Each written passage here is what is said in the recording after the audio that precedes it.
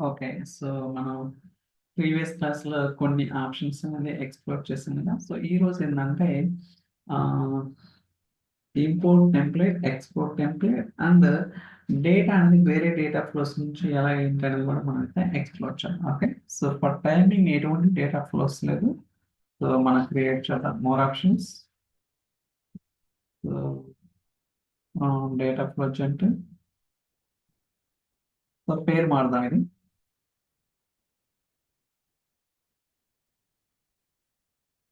Load అవుతుంది.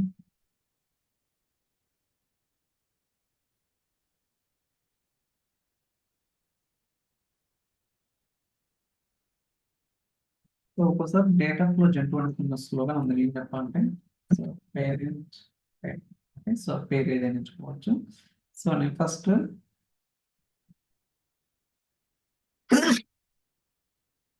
So, lake house నుంచి data తెచ్చుకుంటాను. So, more options. One lake data.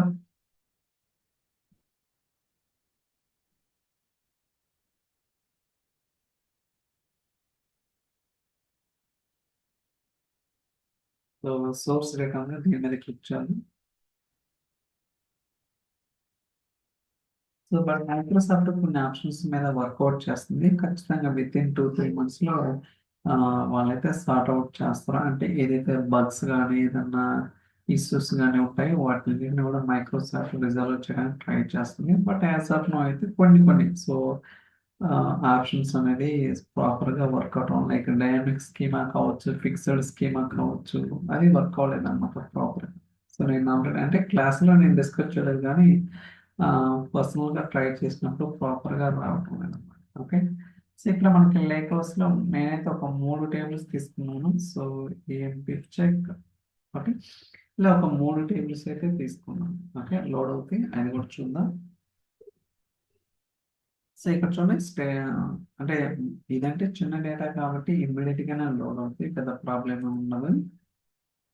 చూడండి. ఓకే. క్రియేట్ చేద్దాం.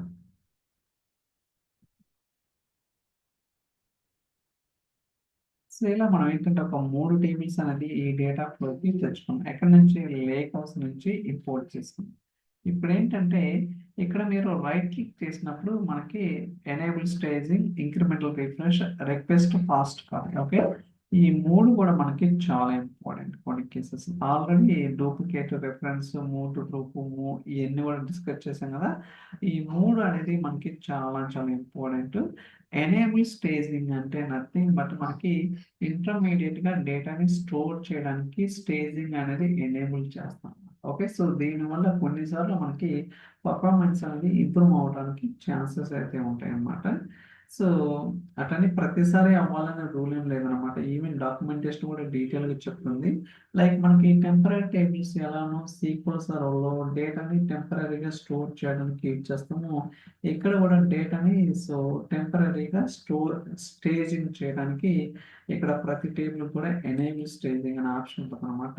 సో చూడండి లేక్ హౌస్ నుంచి అయితే బై డిఫాల్ట్‌గా ఎనేబుల్ అవుతుంది. సారీ.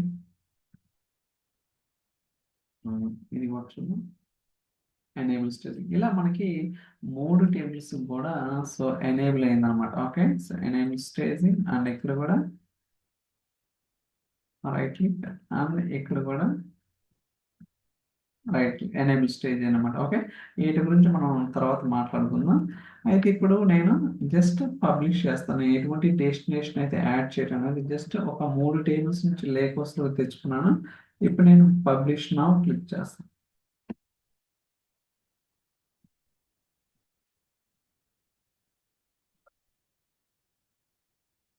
సో, డెస్టినేషన్ యాడ్ చేయాలని రూల్ ఏం లేదనమాట. ఓకే. సో, చూడండి ఇక్కడ పబ్లిష్ అవుతుంది.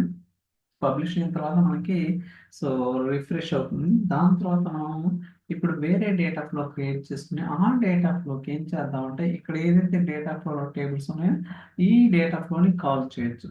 సో మనం జనరల్గా ఏంటి డేటా ఫ్లోకి డేటా సోర్స్ అనేది రకరకాల కనెక్టర్స్ ఉన్నాయి కదా, సీక్వల్ అని, ఎక్సెల్ అని, సిఎస్వి అని, లేకపోతే అజూర్ డిబి అని రకరకాలు ఉన్నాయి. ఓకే, బట్ అలా కాకుండా వేరే డేటా ఫ్లోని ఇంకొక డేటా ఫ్లోలో కాల్ చేయొచ్చో చేయకూడదు అనేది మనమైతే ఎక్స్పెరిమెంట్ చేద్దాం.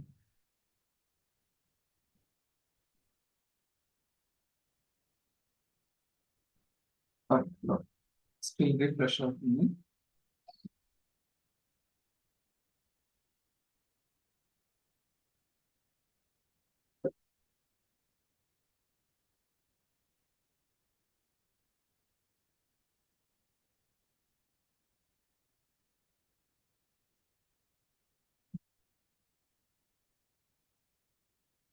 సో ఈ రిఫ్రెష్ అనేది ఒకసారి కొంచెం టైం తీసుకుంటుంది, ఒకసారి చాలా ఫాస్ట్గా ఉంటుంది.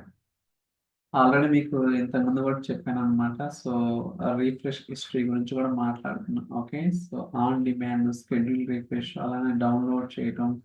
సో ఇలా మనకి ప్రతిదీ కూడా ఆప్షన్ చెప్పాం అనమాట.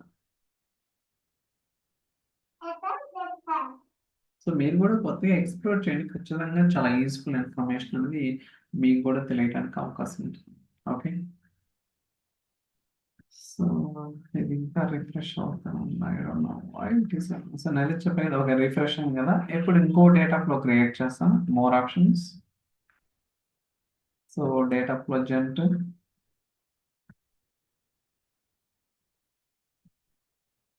సో పేరు మారుద్దాం, డేటా.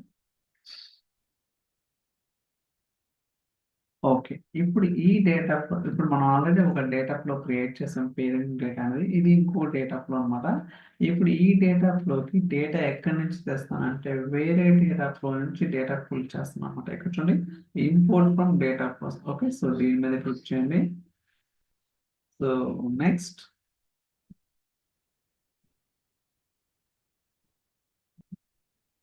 సో మీకు ఇక్కడ వర్క్ స్పేసెస్ ఉంది కదా, ఆ వర్క్ స్పేసెస్ లో ఆ, ఏ దేంట్లో మనకి టేబుల్స్ ఉన్నాయి, డేటా ఫ్లోస్ ఉన్నాయి, ఇక్కడ మీకు చూపిస్తుంది అనమాట. చూడండి, పేరెంట్ డేటా. సో ఇంతకుముందు క్రియేట్ చేసింది కదా, మీరు అబ్జర్వ్ చేస్తే చైల్డ్ డేటా అనేది ఇప్పుడు అన్నమాట కొత్తగా క్రియేట్ చేసింది. పేరెంట్ డేటా అనేది ప్రీవియస్ డేటా ఫ్లో. సో మీరు ఇక్కడ చూస్తే మనకి మూడు టేబుల్స్ ఉన్నాయి. Okay, so department copy data, EMP check and employee data. ఇలా మనకి అంటే మీకు ఎన్ని టేబుల్స్ కావాలంటే అన్ని టేబుల్స్ అనేది ఆ డేటా ఫ్లో నుంచి మీరైతే ప్రూవ్ చేసుకోవచ్చు అనమాట. ఓకే, లోడ్ అవుతుంది. So click create.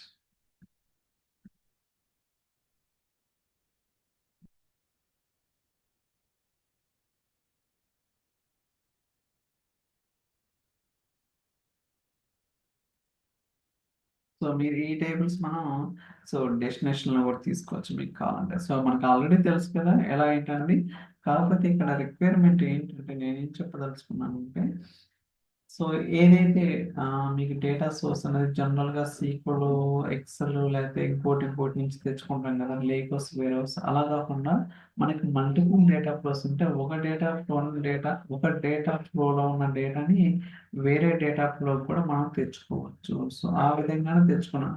కాకపోతే ఇక్కడ నోటింగ్ చేయాల్సిందంటే ఖచ్చితంగా మీరు ఎనేబుల్ స్టేజింగ్ చెక్ చేయాలి. ఓకే, ఇందాక నేను మీకు ఇక్కడ రైట్ క్లిక్ చేస్తే ఇక్కడ ఎనేబుల్ స్టేజ్ నుంచి ఈ ఆప్షన్ మస్ట్ అండ్ షుడ్ గా సెలెక్ట్ చేయండి, లేకపోతే ఎర్రర్ వస్తుంది అనమాట. ఓకే, నేను ఈ క్లాస్ ముందు ఒకసారి చెక్ చేశాను, బట్ నాకైతే ఎర్రర్ వస్తుంది అనమాట. ఓకే, ఇది ఒకటి గుర్తుంచుకొని మీరైతే ఎక్స్పెరిమెంట్ చేయండి. సో ఇప్పుడు నేనేం చేస్తాను, ఓకే అదొకటి అర్థమైంది కదా. సో డేటా ఎలా పుల్ చేయాలి ఏంటంటే, ఇప్పుడు ఇంకొక సినారీ అనమాట. మీకు ఇక్కడ ఎక్స్పోర్ట్ టెంప్లెట్ ఉంది కదా. ఓకే, అంటే ఇక్కడ మనం ఏదైతే ట్రాన్స్ఫర్మేషన్స్ కావచ్చు, లేకపోతే సెట్టింగ్స్ కావచ్చు, రకరకాలుగా చేంజ్ చేస్తుంటాం కదా, ఆ చేంజెస్ అనేది మీరు ఫ్రమ్ స్క్రాచ్ నుంచి క్రియేట్ చేయకుండా ఈ ఎంటైర్ దాన్ని ఎక్స్పోర్ట్ చేయొచ్చు.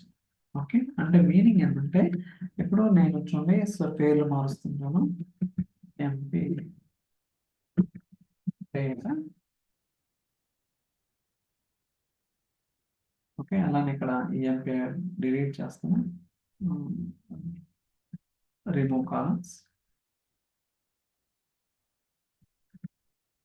అలానే పేర్లు కూడా మారుస్తాను. డిపార్ట్మెంట్.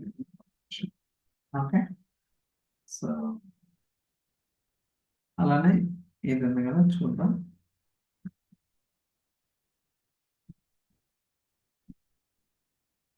ఓకే, సో ఇలా మనకి 3 టేబుల్స్ ఉన్నాయన్నమాట. అలానే కొన్ని చేంజెస్ ట్రాన్స్ఫర్మేషన్ చేసాం అనుకోండి ఫర్ ఎగ్జాంపుల్. ఇప్పుడు ఇది మొత్తాన్ని నేను వేరే డేటా ఫ్లోకి తీసుకెళ్ళాను. ఓకే, సో దానికి ఈజియెస్ట్ ఏంటంటే ఇక్కడ ఎక్స్పోర్ట్ టెంప్లెట్ నుంచి export your power query project as a template file. So దీంట్లోనే ఎక్స్పోర్ట్ చేశాను. సో దీనికి పేరు ఇవ్వాలి. So demo data flow change. Okay, కాబట్టి మీరు డిస్క్రిప్షన్ కూడా రాసుకోవచ్చు. This is just for demo purpose. Okay, so name ఇచ్చిన అలానే డిస్క్రిప్షన్ ఇచ్చిన, just click on okay. So మనకైతే ఎక్స్పోర్ట్ అయిందనమాట. ఈవెన్ మీరు డౌన్లోడ్ చూసుకున్నా సరే తెలుస్తుంది. డౌన్లోడ్స్కి వెళ్తే చూడండి, సో ఎక్స్పోర్ట్ అయింది కదా. అంటే మనకి ఎక్కువ ట్రాన్స్ఫర్మేషన్స్ లేవు కాబట్టి ఇక్కడ 2 జస్ట్ కేబీ పీక్యూటీ ఫైల్ అనమాట, పవర్ క్వరీ టెంప్లెట్ ఫైల్. అయితే ఇప్పుడు దీన్ని ఎలా ఇచ్చారంటే నేను పబ్లిష్ చేస్తున్నాను అది. సో పబ్లిష్ చేసిన కదా, ఇంకొకటి తీసుకుంటాను మోర్ ఆప్షన్స్ వెళ్ళి. So data flow general,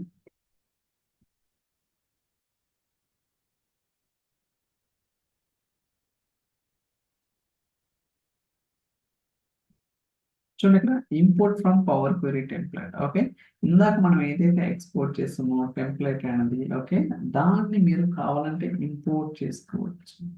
okay, so ఇప్పుడు చూడండి ఇంపోర్ట్ టెంప్లెట్ అన్నది కదా, ఇంపోర్ట్ ఫ్రమ్ టెంప్లెట్ డౌన్లోడ్స్ కన్నా. ఓకే, చూడండి ఇక్కడ, so demo data flow general. So ఇప్పుడు ఇక్కడ సో 459కి కదా క్రియేట్ అయింది. క్లిక్ అని ఓపెన్. సో ఏదైతే మనం ఇందాక ప్రీవియస్ డేటా ఫ్లోలో మనం చేంజెస్ చేసామో, ఓకే, కాబట్టి ఇక్కడ అథెంటికేట్ చేయాల్సి ఉంటుంది. అది పెద్ద విషయం కదా. సో కాన్ఫిగర్ కనెక్షన్, కనెక్ట్ అంటే మనకి ప్రాపర్గా యాక్సెస్ ఉందో లేదో చెక్ చేస్తుంది అనమాట. అంతకు మించి ఉండొచ్చు అని అన్ని కూడా ప్రాపర్గా వచ్చేస్తాయి. అది కొంచెం టైం తీసుకుంటుంది అనమాట. ఇక్కడ చూడండి, అలానే ప్రతిదానికి చెక్ చేయాలి, అవసరం లేదు, చూద్దాం. ఓకే, అన్నీ కూడా ప్రాపర్గా ఉన్నాయన్నమాట. మీరు కావాలంటే సో ఇలా ఇంపోర్ట్ చేసిన టెంప్లెట్ని మీరు ఫర్దర్గా మీరు వేరే డెస్టినేషన్ లైక్ సీక్వల్ కావచ్చు, లేకపోతే లేక్ హౌస్, వేరే హౌస్, అజూర్ డేటా ఎక్స్ప్లోర్లో ఇలా మీకు ఏది కావాలంటే అలా డిఫైన్ చేసుకోవచ్చు. ఇలా రకరకాల ఆప్షన్స్ అయితే మనకైతే ఉంటాయి.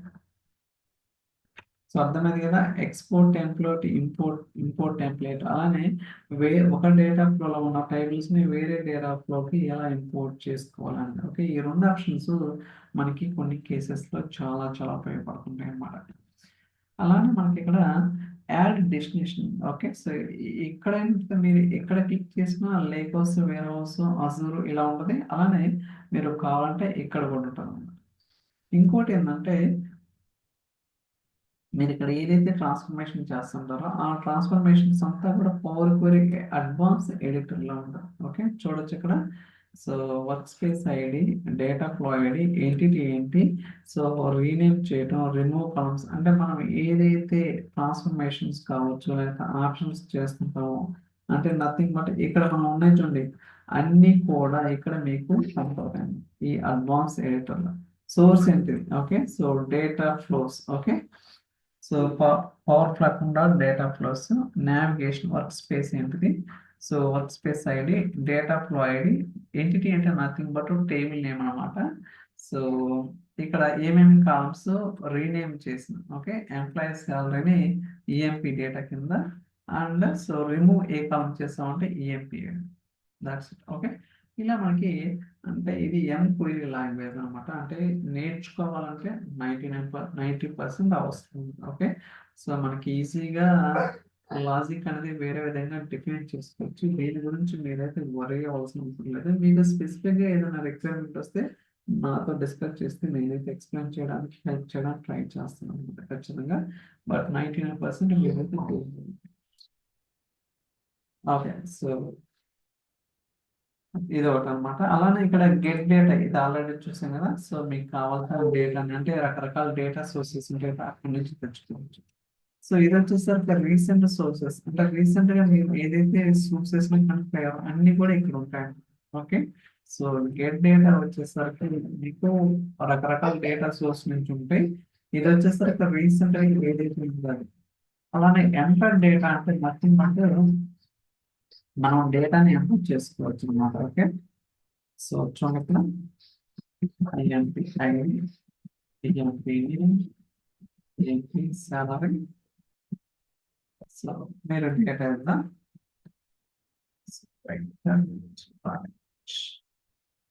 సో ఒక వద్దనుకుంటే రైట్ క్లిక్ ఇచ్చి మీరు డిలీట్ కూడా చేసుకోవచ్చు.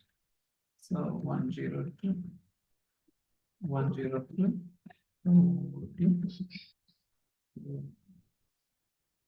సాలరీ వేరే విధంగా ఉండాలి.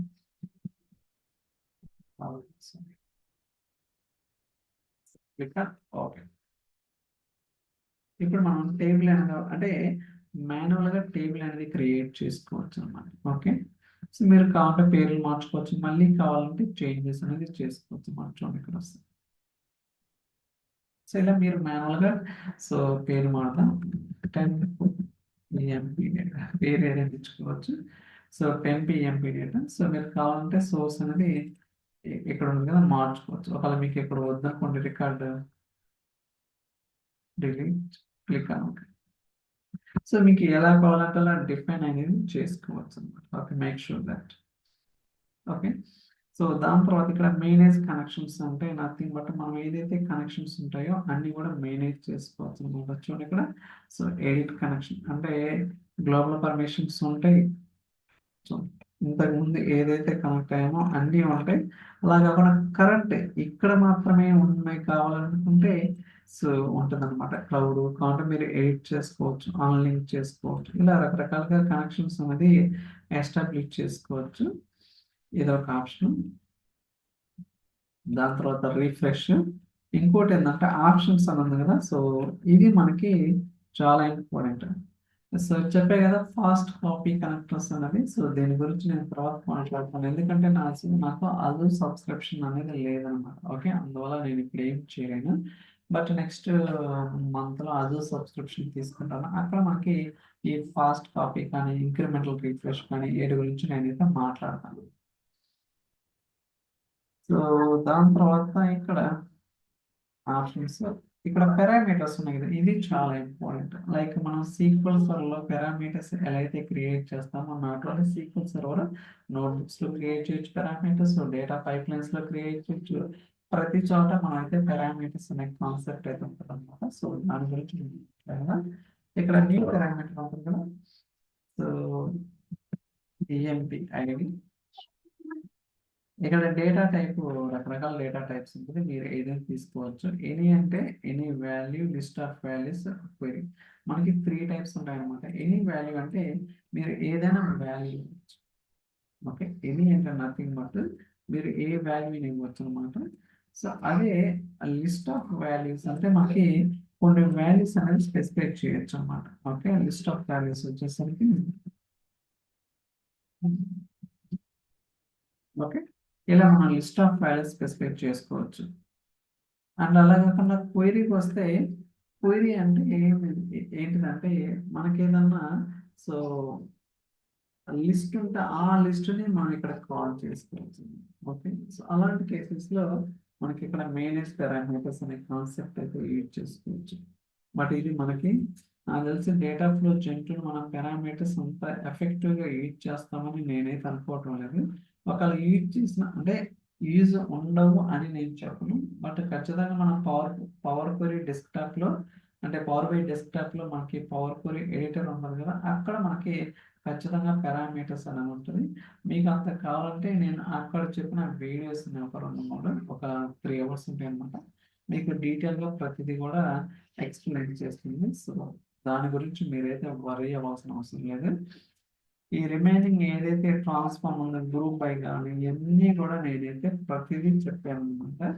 సో మీకు కావాలంటే అవి షేర్ చేస్తాను. ఓకే, సో ఇవన్నీ ప్రతిదీ కూడా చాలా డీటెయిల్గా చెప్పడం జరిగింది. సో దాని గురించి మీరైతే వరి అవ్వాల్సిన అవసరం లేదు. ఓకే,